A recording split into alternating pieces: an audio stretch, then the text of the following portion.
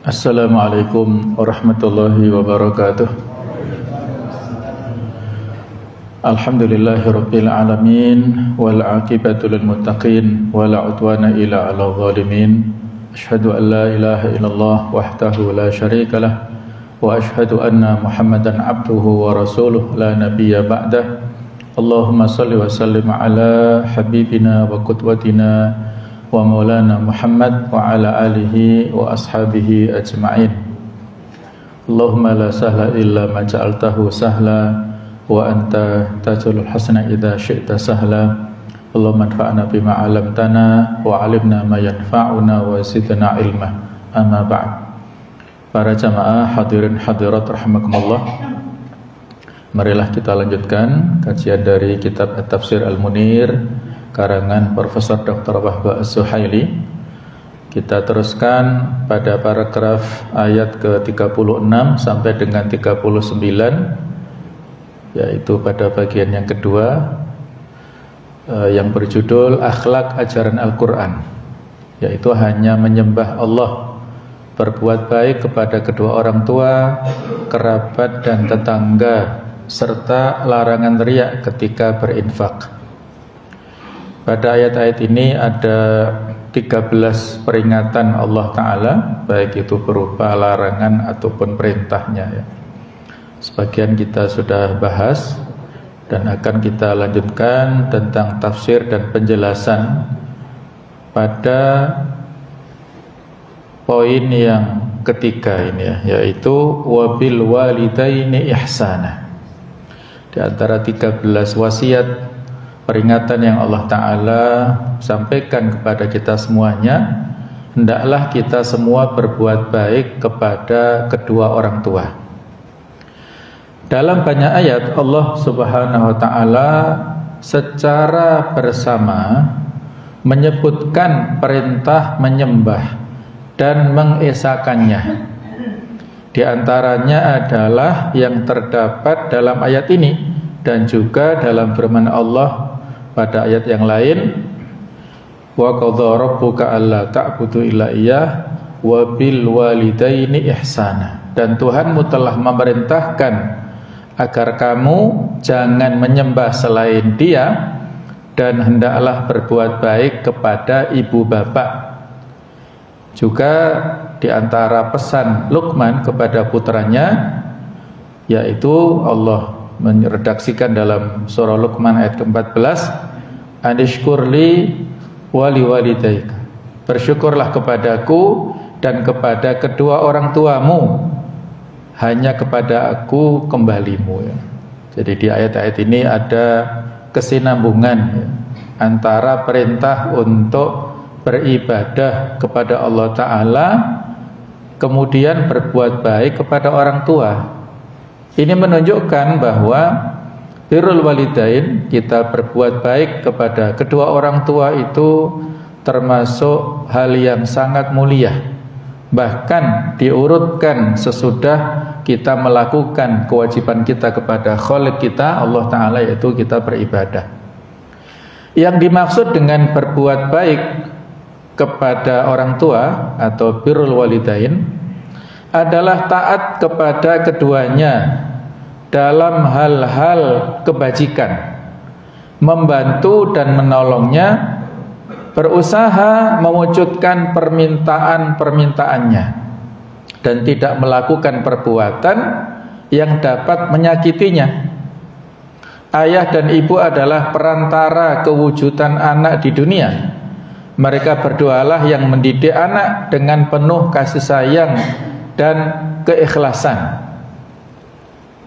Ibnu Arabi berkata, birrul walidain merupakan salah satu prinsip dari beberapa prinsip agama yang wajib. Berbuat baik kepada keduanya dapat dilakukan dengan ucapan dan tindakan. Dalam hal ini, dalam hal ucapan, Allah Ta'ala telah menerangkan dalam Al-Quran, wala taqul lahuma uff, maka sekali-kali janganlah engkau mengatakan kepada keduanya perkataan atau yang semisalnya ya. Kemudian, dan janganlah engkau membentak keduanya. Wala tanharuhuma wa qul lahuma qawlan karima, dan ucapkan kepada keduanya perkataan yang baik ya. Jadi kalau kita tidak boleh mengatakan kata-kata atau semisalnya ya, maka demikian pula anak tidak boleh mengatakan kata-kata yang lebih berat konsekuensinya ya, dengan membentak-bentak atau mungkin misuh-misuh, kata-kata yang tidak senonoh, atau bisa juga dengan perlakuan-perlakuan yang tidak pas ya, membanting pintu misalnya, atau perlakuan-perlakuan kasar lainnya, bahkan memukul juga lebih berat lagi ya. Di sini memerlukan pemahaman yang disebut oleh para ulama usul fikih dengan mafhum muwafaqah atau mafhum aulawiyat. Kalau mengatakan saja tidak boleh, apalagi mengatakan kata-kata yang kasar, apalagi memukul. Karena illatul man'i atau sebab larangannya adalah menyakiti kepada orang tua. Nah, saat ini ya menyakiti kedua orang tua ini kan bentuknya macam-macam ya.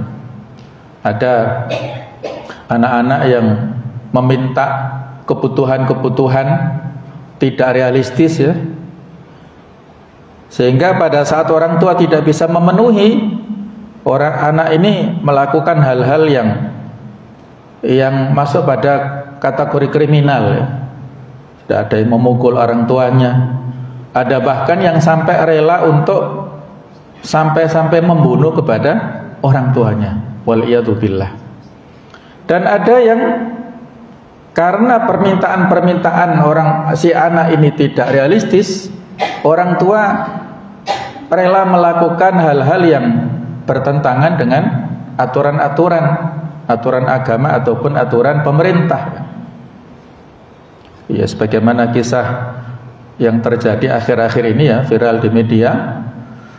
Seorang anak, dia mahasiswi ya, di Jakarta, aslinya di Sumatera sana.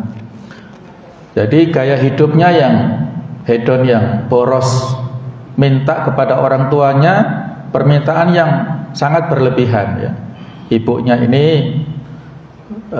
kepala bagian di sekretariat daerah di sana ya. Ya, itu kan eselonnya eselon 3 ya, jadi belum eselon 2. Jadi pegawai, artinya belum, gajinya juga biasa, tetapi permintaan anak ini berlebihan. Kalau belanja tas itu paling tidak harganya 20 jutaan per picisnya itu. Terus dia punya mobil, apa itu, mobil sedan Civic itu minta ganti BMW. Jadi akhirnya menjadikan ibunya ini melakukan tindak korupsi, dan sudah dilakukan sidang-sidang ya. Ada 4 orang tersangka di kabupaten kota tersebut yang dilakukan proses di pengadilan ya. Ini contoh betapa anak tidak memahami kemampuan orang tua ya, meminta tidak pada tempatnya, sehingga orang tua melakukan tindakan-tindakan yang tidak pantas seperti itu. Kedua orang tua mempunyai hak mutlak untuk diberikan kasih sayang dan juga mempunyai hak khusus dalam ikatan kedekatan keluarga. Kalau orang tua diperlakukan dengan istimewa, maka insya Allah anak ini akan mendapatkan perlakuan istimewa dari Allah Subhanahu wa Ta'ala. Apabila anak memperlakukan orang tua seperti raja, seperti ratu, maka Allah akan memperlakukan anak itu, akan memberikan rezeki kepada anak itu seperti rezekinya raja atau rezekinya ratu ya, rezekinya sultan insya Allah.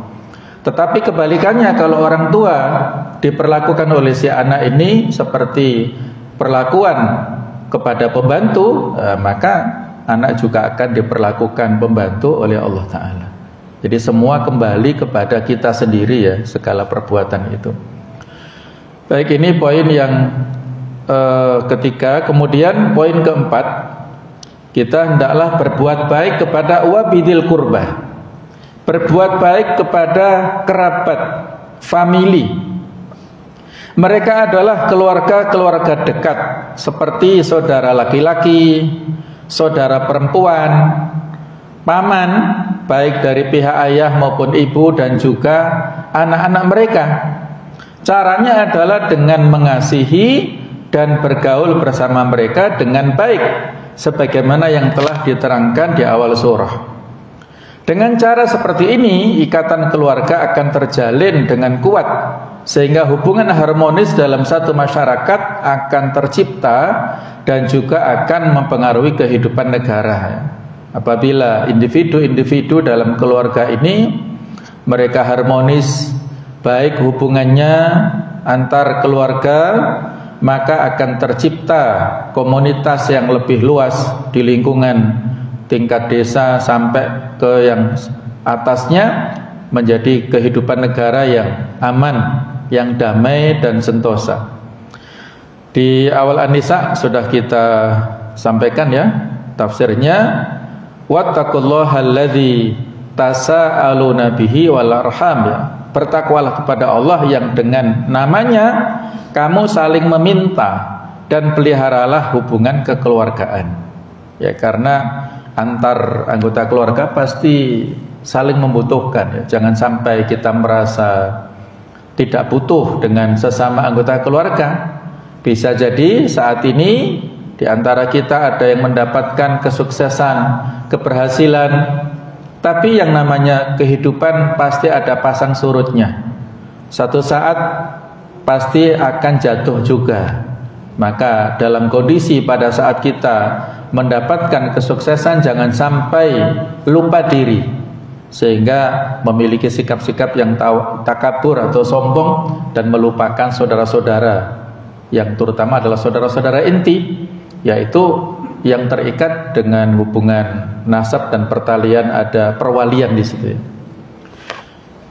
Yang berikutnya, yang kelima adalah wal yatama, berbuat baik kepada anak-anak yatim. Allah telah mewasiatkan masalah ini di awal surah dan juga di tempat-tempat lain. Anak yatim adalah orang yang kehilangan ayah, yang bertugas menolong dan membantu kehidupannya. Ibnu Abbas berkata, hendaknya anak yatim dikasihi dan dididik. Jika seseorang diwasiati oleh orang tuanya yang meninggal, hendaknya ia bersungguh-sungguh dalam menjaga hartanya, ya.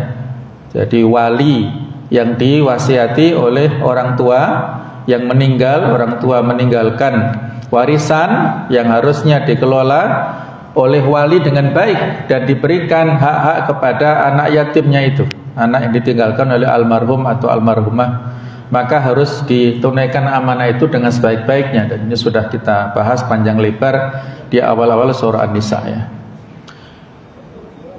Berikutnya yang keenam adalah wal masakin, berbuat baik kepada orang-orang miskin. Kita diingatkan di surah Ad-Duha, wa amma sa'ila fala tanhar, dan terhadap orang yang meminta-minta janganlah kamu menghardiknya. Mereka adalah orang yang mempunyai kebutuhan hidup tetapi tidak mempunyai kemampuan yang cukup untuk mewujudkannya. Cara berbuat baik kepada mereka adalah dengan memberikan sedekah atau menolak permintaan mereka dengan cara yang baik, sebagaimana diterangkan oleh Allah Subhanahu wa taala. Kalau misalnya kita tidak berkenan, ya dengan cara yang baik, tidak dengan yang kasar, ya. Kalau perbuatan baik ini sudah pernah dicontohkan, ya, di surah Al-Insan, ya. Allah Ta'ala memberikan pujian secara langsung kepada keluarga Ali bin Abi Thalib yang saat itu sedang melaksanakan puasa nazar. Mereka puasa 3 hari dan sudah mempersiapkan makanan untuk dimakan pada saat berbuka puasa. Tapi Allah menguji sejauh mana tingkat kedermawanan keluarga Ali bin Abi Thalib yang sangat sederhana itu, ya. Maka Allah Ta'ala mengutus malaikat yang menyamar sebagai manusia. Jadi diutus pada hari pertama yaitu dengan mengutus anak yatim ya. Diberikanlah makanan yang telah disiapkan untuk berbuka kepada anak yatim ini oleh keluarga Ali bin Abi Thalib. Jadi saat itu mereka hanya berbuka dengan air saja ya, sekedarnya. Kemudian hari kedua Allah menguji dengan diutus malaikat yang menyamar sebagai orang miskin yang tidak makan berhari-hari dan minta belas kasihan. Akhirnya diberikanlah sedekah makanan kepada orang miskin ini. Dan hari yang ketiga yaitu berupa tawanan perang, diutus dan akhirnya diberikan juga. Jadi praktis pada tiga hari itu ya, keluarga Ali bin Abi Thalib ini hanya berbuka dengan air untuk menunaikan puasa nadarnya. Maka disitulah Allah Ta'ala memberikan pujian kepada keluarga ini ya, yufuna bin nadri wa yakhafuna yawman abusan qamtarira. Kemudian jadi mereka menunaikan nadarnya karena takut kepada hari pembalasan hari kiamat yang sangat dahsyat siksaannya. Kemudian pada saat itu ya, mereka memberikan wa yutimuna ta'ama ala hubbihi, mereka memberikan makanan yang sangat mereka butuhkan, miskinan wa yatiman wa asira, kepada orang miskin, kepada anak yatim, dan juga kepada tawanan perang. Innama nut'imukum liwajhillah, kami hanya memberikan makanan itu untuk Allah Ta'ala, ikhlas karena Allah. La nuridu minkum jazaa'a wala syukura, kami tidak mengharapkan balasan dan ucapan terima kasih dari sesama manusia. Nah, seharusnya seperti itu ya. Pada saat kita memberikan kepada orang lain, kita hanya mengharap ridho Allah. Apakah orang lain yang kita beri memberikan balasan di waktu lain atau memberi ucapan terima kasih ataukah tidak, itu bukan urusan kita ya. Kita serahkan pahalanya kepada Allah Subhanahu wa taala. Nah, inilah poin yang keenam, kita diperintahkan untuk berbuat baik kepada orang-orang miskin. Poin yang ketujuh yaitu wal jaridil qurba, berbuat baik kepada tetangga yang mempunyai hubungan dekat. Mereka adalah orang-orang yang dekat dengan kita, baik dekat tempat tinggalnya, dekat nasabnya, maupun dekat ikatan agamanya dengan kita. Cara berbuat baik kepada tetangga dekat adalah dengan membantu, mengikat tali persahabatan, saling mengasihi, dan menciptakan kebahagiaan bersama mereka ya. Tetangga, apalagi ada hubungan keluarga, masih kerabat dengan kita, maka hendaklah kita memberikan perlakuan yang terbaik kepada mereka, karena tetangga inilah yang lebih cepat tahu ya.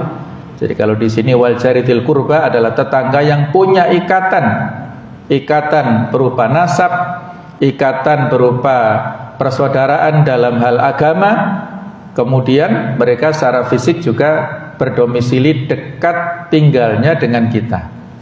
Nah, begitu pula wal jaril junubi, berbuat baik kepada tetangga jauh. Mereka adalah tetangga yang tempatnya jauh dari rumah kita, yang tidak ada hubungan kerabat dengan kita. Dan Islam memerintahkan umatnya untuk selalu berbuat baik kepada tetangga meskipun mereka bukan muslim. Rasulullah SAW menjenguk anak tetangganya yang beragama Yahudi. Beliau bahkan pernah menjenguk tetangganya yang sering melakukan hal yang tidak baik kepadanya. Jadi tetangga Yahudi ini meletakkan batu di depan rumah beliau, dan beliau sering terjatuh karena tersandung oleh batu ini. Ketika tetangga Yahudi ini sakit, maka dikunjungi Rasulullah dan beliau menanyakan kabarnya dengan diberikan kurma ya, kepada si Yahudi ini. Akhirnya Yahudi ini memiliki atau mendapatkan hidayah ya untuk masuk Islam, diakibatkan oleh perbuatan baik Rasulullah. Nah, maka Allah memberikan pujian di surah Al-Imran ayat ke-159, fa bima rahmatin minallahi lintalahum, maka dengan rahmat Allah lah wahai Muhammad engkau berlemah lembut kepada mereka. Walau kunta fadhan ghalidhal qalbi lan fadhu min haulik, seandainya engkau keras kasar hatinya, mereka akan lari, tidak menerima dakwah Islam ini. Itulah pentingnya kita berbuat baik kepada tetangga walaupun dia non muslim. Ketika Ibnu Umar menyembelih seekor kambing, Rasul bertanya kepada pembantu-pembantunya, apakah kalian sudah memberi tetangga kita yang Yahudi? Apakah kalian sudah memberi tetangga kita yang Yahudi? Aisyah berkata, saya mendengar Rasulullah SAW berkata, mazala Jibril yusini bil jar hatta dzanantu annahu sayuwarithuhu. Malaikat Jibril masih terus berwasiat kepadaku mengenai tetangga hingga saya menduga bahwa malaikat Jibril akan menetapkan hak mendapat bagian warisan kepada tetangga, ya. Saking seringnya memberikan wasiat untuk berbuat baik kepada tetangga, sampai-sampai seolah-olah tetangga ini termasuk di antara ahlul waris, ya. Padahal tidak, ya. Jadi ini hanya untuk memberikan ilustrasi betapa hak tetangga ini sangat kuat. Nah, kemudian Imam Bukhari dan Imam Muslim meriwayatkan bahwa Rasulullah bersabda, man kana yu'minu billahi wal yaumil akhir falyukrim jarahu. Barang siapa yang beriman kepada Allah dan hari akhir, maka dia haruslah memuliakan tetangganya. Ukuran tetangga adalah dikembalikan kepada standar tradisi atau al-urf. Sebagaimana Hasan al-Basri menetapkan bahwa yang dimaksud dengan tetangga adalah 40 rumah dari rumah kita, dihitung dari setiap 4 arah mata angin yang berbeda, baik depan, kanan, kiri, atau kalau ada belakang, ya, itu sejumlah 40 rumah. Cara untuk berbuat baik kepada tetangga banyak ragamnya. Di antaranya adalah dengan cara membantu keperluannya. Jika memang tetangga tersebut miskin, bergaul dengan mereka dengan cara yang baik, tidak melakukan perbuatan yang dapat menyakiti mereka, memberikan hadiah kepada mereka, mengajak mereka makan bersama, menziarahi mereka, menjenguk mereka apabila ada yang sakit, dan lain-lain. Di antara cara berbuat baik kepada tetangga adalah sebagaimana yang diterangkan dalam hadis yang diriwayatkan oleh Imam Malik dalam Al-Muwatta, jangan sekali-kali kalian melarang tetangganya menancapkan kayu di dindingnya. Ibnu Al-Arabi berkata, kemuliaan tetangga adalah sangat agung, baik pada masa jahiliyah maupun pada masa Islam, ya. Inilah, ya, pelajaran-pelajaran nasihat-nasihat yang baik untuk kita semuanya, ya. Namun kadang-kadang jamaah sekalian, ada kepentingan-kepentingan tertentu yang barangkali berbeda, ya, dengan apa yang menjadi idealisme kita, ya. Jadi ini kadang-kadang ada fakta yang terjadi, ya. Apa yang kita inginkan tidak sama dengan apa yang diinginkan oleh lingkungan di sekitar kita, dalam di lingkungan RT RW kita yang kita tinggal di situ, ya. Bagaimana cara memadukannya, ya? Otomatis di sini dibicarakan secara baik-baik, dicari jalan keluarnya, ya. Bagaimana solusi yang terbaik, karena bagaimanapun yang namanya wasiat dari suami ini harus diposisikan pesannya, ya. Pesan dalam hal itu harus dilaksanakan ataupun harus dipenuhi oleh istrinya sebagai ahli warisnya, orang yang terdekat, ya. Kemudian kalau keinginan baik dari tetangga itu juga sebenarnya kan keinginan baik, ya, walaupun di sini ada perbedaan, ya, hukumnya, ya. Kita tidak membahas masalah khilafiyah, tapi yang kita bahas adalah tentang masalah bagaimana keharmonisan itu tetap dijaga dengan baik. Kalaupun nantinya ditolak, pada akhirnya juga ditolak dengan baik-baik apa yang menjadi aspirasi dan keinginan dari tetangga-tetangganya, ya. Baik, ya, ini untuk poin yang ke-6, yang ke-7 7 ya. Kemudian poin berikutnya yang ke-8 adalah wasahibi bil jambi. Yang ke-9 ya. Berbuat baik kepada kawan dekat. Berbuat baik kepada kawan yang berada di dekatnya, as-sahib bil jambi, yaitu kawan yang dalam waktu tertentu bersama dengan dia. Ya, seperti kawan sewaktu masa belajar, kawan di perjalanan, kawan sekantor atau setempat kerja, dan kawan di masjid maupun kawan dalam satu majelis ya. Kita yang satu jamaah masjid ini adalah termasuk di sini wasahibi bil jambi. Kawan yang bersama-sama kita beraktivitas di situ dalam sebuah perjalanan di dalam kehidupan kita. Diriwayatkan bahwa Imam Ali bin Abi Thalib berkata, yang dimaksud dengan as-sahib bil jambi adalah istri ya. Jadi ini lebih utama. Kalau kawan-kawan yang berinteraksi dengan kita harus kita perlakukan dengan baik, ya apalagi kawan yang selalu membersamai kita. Kawan tidur, kawan bermain, kawan makan, kawan bersama-sama. Itu adalah orang yang selalu mendampingi kita.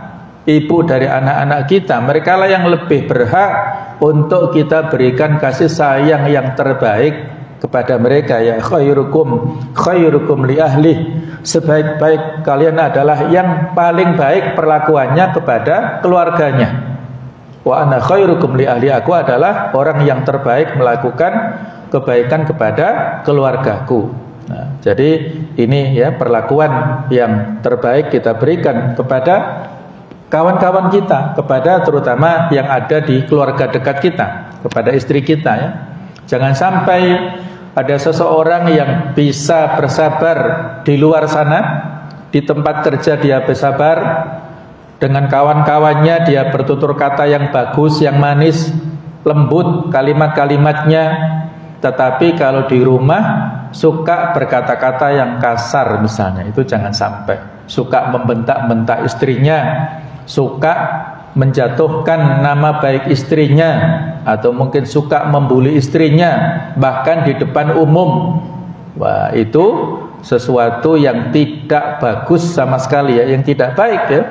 Ketika seorang suami memperlakukan seperti itu kepada istrinya di muka umum, maka berarti dia telah menggali lubang kuburnya sendiri ya. Seperti bunuh diri itu ya. Karena yang namanya istri adalah bagian daripada dirinya ya. Yang namanya kalau kata orang Jawa kan garwa kan sigarane nyawa ya. Kalau kita melakukan hal yang buruk kepada pasangan kita, maka berarti kita telah memperlakukan diri kita dengan hal yang buruk. Satu saat Allah akan memberikan balasan ya, yang tidak kita sangka-sangka kalau kita memperlakukan seperti itu pada pasangan kita. Jadi harus dijaga dengan baik. Hunna libasul lakum wa antum libasul lahunna. Istri kalian adalah pakaian kalian dan kalian adalah pakaian mereka. Pakaian harus saling menjaga kenyamanan, menjaga kehangatan, menjaga keharmonisan, menjaga aib, menjaga aurat, menjaga semua itu adalah saling menutupi aurat dan menutupi kekurangan masing-masing. Jangan sampai diumbar ya di media massa. Karena ya namanya rumah tangga pernak-perniknya macam-macam ya. Berikutnya yaitu poin yang ke-10, wabnis sabil. Berbuat baik kepada orang yang sedang dalam perjalanan. Ini masuk tadi waljaril junubi ya tadi ya. Jadi orang yang bersama-sama kita, mereka adalah orang yang melakukan perjalanan jauh dan kehabisan harta. Ada juga yang mengatakan yang dimaksud adalah tamu. Nah, cara berbuat baik kepada mereka adalah dengan menolongnya supaya dapat kembali lagi ke daerah asal atau membantu untuk mewujudkan tujuannya. Ya, pokoknya semampunya lah. Bahkan Ibnu Sabil ini kan termasuk salah satu di antara asnaf zakat yang berhak untuk mendapatkan zakat. Apabila mereka safarnya tujuannya minimal mubah, apalagi kalau safar sunnah atau wajib, nggak bisa pulang ke tanah airnya, ke kampung halamannya, maka bisa mendapatkan zakat atau mendapatkan bantuan dari Baitul Mal. Di orang yang dalam perjalanan ini, mereka adalah kawan-kawan dan juga orang yang berhak untuk mendapatkan perlakuan yang baik ya. Biasanya kalau dalam perjalanan ya, apakah mungkin perjalanan dalam bentuk ibadah umroh atau mungkin haji ya, mereka mungkin satu grup, satu rombongan atau satu kloter ya, biasanya ada sarana-sarana silaturahim untuk menjalin hubungan dengan mereka. Monggo, itu hal yang baik.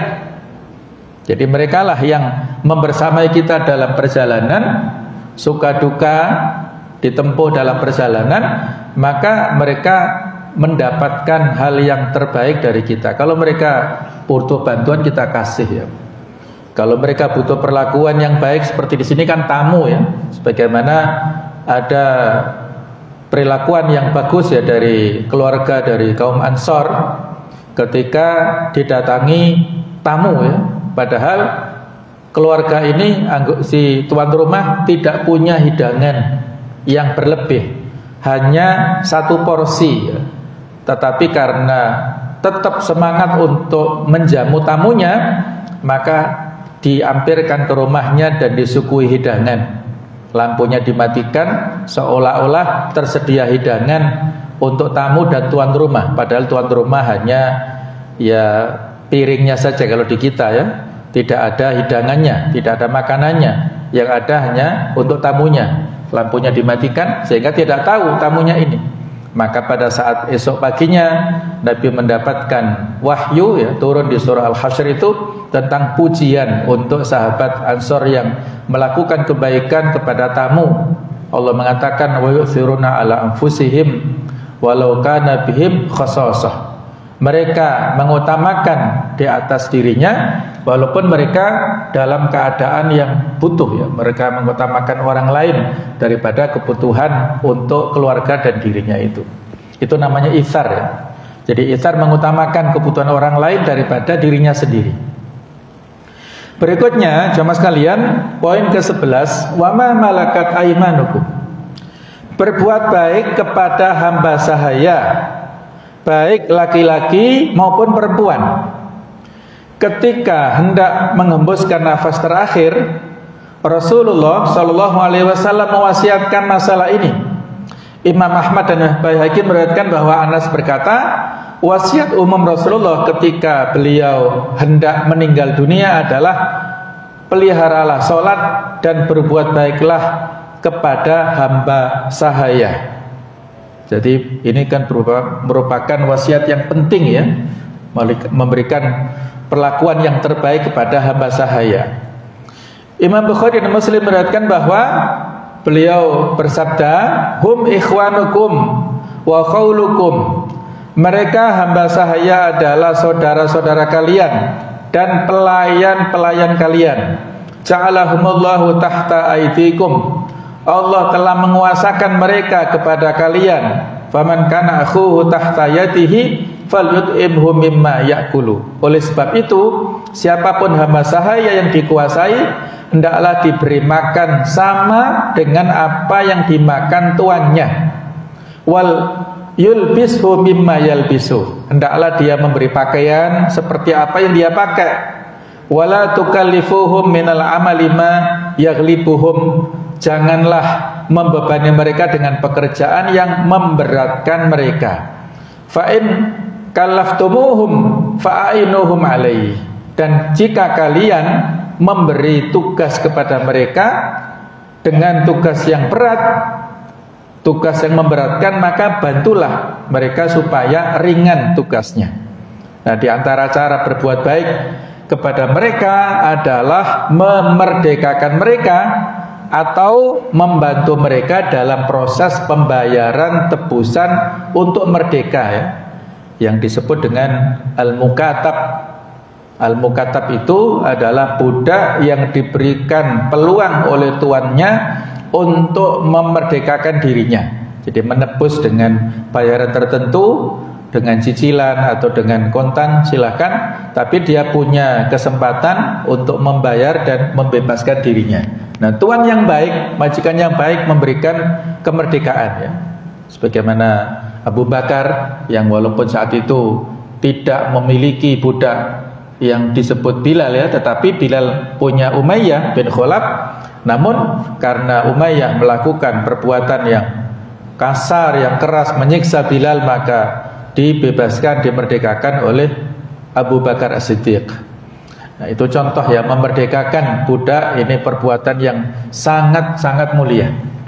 Berikutnya jemaah sekalian, yaitu di akhir ya ayat yang ke-36 itu Allah berfirman, innallaha la yuhibbu man kana mukhtalan fakhura. Sesungguhnya Allah Ta'ala tidak suka kepada orang yang mukhtalan. Jadi ada sifat ikhtial ya. Ikhtial itu yang dimaksud adalah sombong. Kemudian fakhur, yang terlihat pada, kalau mukhtal itu sombong yang terlihat pada gerak-gerik dan perilakunya. Kalau tafakhur, sombong terlihat daripada gaya bicaranya. Dua-duanya tidak boleh. Orang yang mempunyai dua sifat ini sangat dibenci oleh Allah Ta'ala, karena orang tersebut telah merendahkan hak-hak orang lain, dan dia ingin menyamai sifat yang dimiliki oleh Allah Ta'ala. Orang yang mempunyai sifat seperti itu berarti tidak beribadah kepada Allah dengan cara yang sebenarnya, karena dia tidak mempunyai rasa khusyuk dan tidak mau berbaik hati kepada kedua orang tua, kerabat dan kawannya. Nah, ada beberapa penjelasan ya tentang bahaya sombong ini. Di antaranya, la yadkhulul jannah man kana fi qalbihi mithqalu dzarratin min kibr. Tidak akan masuk surga orang yang dalam hatinya ada sebiji dzarrah, sebiji atom, yaitu zat yang sangat kecil ya, berupa atom, berupa kesombongan. Faqala rajulun, ada seorang yang bertanya, inna rajula yuhibbu an yakuna thawbuhu hasanan. Ada seseorang yang ingin berpenampilan dengan pakai baju bagus, wa na'lu hasanah, sandalnya bagus atau sepatunya bagus. Itu apakah termasuk sombong wahai Rasulullah? Maka beliau menjawab, innallaha jamil yuhibbul jamal. Sesungguhnya Allah itu maha indah, suka dengan keindahan. Maka beliau menjelaskan, al-kibru baturul haq wa ghamtun nas. Yang dimaksud dengan sombong yaitu menolak kebenaran dengan sikap meremehkan dan menganggap rendah dan hina pada orang lain ya. Jadi jemaah sekalian, dari hadis ini bisa kita ambil kesimpulan ya, bahwasanya sombong ini adalah perbuatan hati, tidak mesti terkait dengan fisik ya. Fisiknya boleh jadi seperti penampilan yang bagus ya, membawa kendaraan yang bagus, penampilannya parlente, pokoknya bagus luar biasa. Justru bisa jadi orangnya ini adalah orang-orang yang tawadhu, karena memang gayanya mungkin seperti itu sejak masa kecil dan di keluarga ya. Mereka tidak berpenampilan yang lusuh ya, seperti yang dulu ya pada saat Palestina sebelum terjadi akhir-akhir seperti ini ya. Mereka belum dijajah oleh orang-orang Israel, mereka masih agak bebas ya kesana kemari. Penampilan-penampilan ditampilkan oleh para saudara kita di Palestina itu penampilannya sangat meyakinkan ya. Ketika mereka berdiplomasi memakai jas dasi ya, itu menunjukkan kepribadian mereka punya ketegasan di situ ya, sesuai dengan untuk menyamakan dengan audien ya. Tapi kalau sekarang kondisinya ya sangat memprihatinkan, ya mereka apa adanya, bisa bertahan hidup sudah alhamdulillah. Nah, jadi di sini kembali pada masalah hati ya. Jadi masalah hati, kesombongan itu adalah menolak kebenaran dan meremehkan atau merendahkan orang lain. Kemudian Allah Ta'ala menerangkan sifat-sifat sombong ini pada ayat ke-37. Alladzina yabkhuluna, orang-orang yang bakhil, wa ya'muruna an-nasa bil bukhl, dan memerintahkan pada orang-orang supaya berlaku bakhil. Wa yaktumuna ma atahumullahu min fadlih, menyembunyikan apa yang Allah berikan berupa karunia-Nya. Wa atadana lil kafirina adzaban muhina, kami sediakan kepada orang-orang kafir itu azab yang menghinakan. Dalam ayat ini ditegaskan bahwa Allah mencela orang-orang yang kikir terhadap hartanya sehingga mereka tidak mau menafkahkannya untuk keperluan-keperluan yang diperintahkan Allah. Seperti untuk berbuat baik kepada orang tua, berbuat baik kepada kerabat karib ya, anak-anak yatim, fakir miskin, tetangga dan lainnya. Mereka tidak mau memenuhi hak Allah Subhanahu wa taala.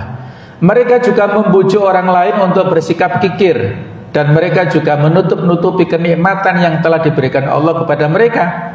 Orang bakhil berarti tidak mensyukuri nikmat Allah, dia tidak mau menampakkan kenikmatan yang diberikan Allah, baik dalam cara berpakaian maupun makan dan juga pemberian sebagian harta kepada orang lain ya, supaya dia tidak terlihat mampu di hadapan tetangga-tetangganya. Maka dia berpenampilan seperti orang miskin ya, macak kiri istilahnya ya, supaya tidak dimintai sumbangan, tidak dimintai proposal ya oleh tetangga-tetangga. Nah, itu berpenampilan seperti orang miskin padahal dia punya kemampuan. Nah, ini juga tidak boleh ya.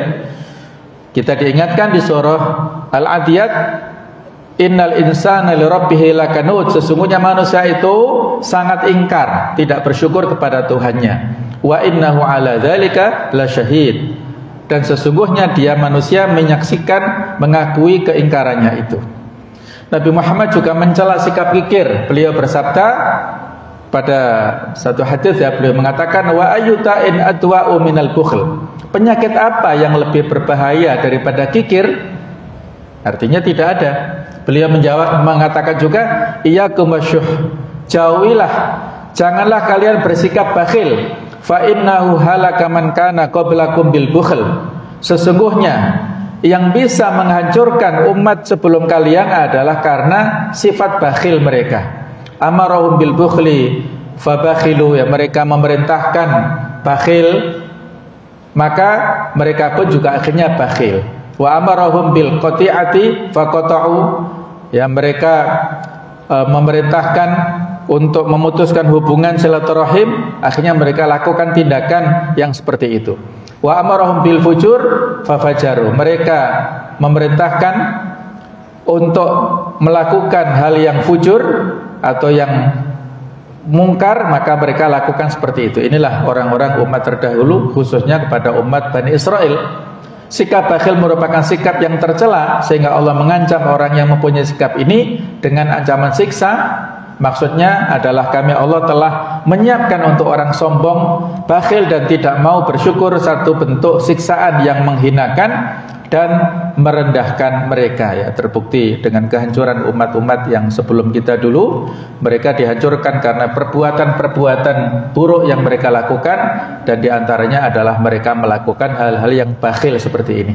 Demikianlah jemaah sekalian dari pembahasan ini, mudah-mudahan bisa memberi manfaat kepada kita. InsyaAllah masih satu kali untuk menuntaskan ayat-ayat ini. Semoga ada manfaatnya dan mudah-mudahan kita selalu dijaga iman kita, istiqomah di jalan kebenaran, sehingga kita mendapatkan husnul khotimah dan kita dikumpulkan di surganya Allah Subhanahu wa taala.